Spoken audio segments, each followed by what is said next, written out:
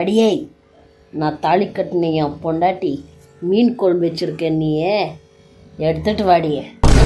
ம். அடி பாவி, எவ்வளோ போய் பேசுகிறா. மீன் குழம்பு வாசனம் அப்போ இங்கேருந்து தான் வந்துச்சா? அதான் நான் பார்த்தேன். ஏன் மூக்கு எப்படி போய் பேசும்? இப்போ பாரு.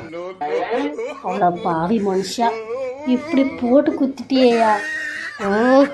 அது அது வந்து பேசா, அது முந்திரே குழம்பு. அதை தான் கேட்குறாரு. சரி, குழம்பு கொஞ்சம் நிறையவே இருக்குது, ஊற்றி எடுத்துன்னு வட்டா?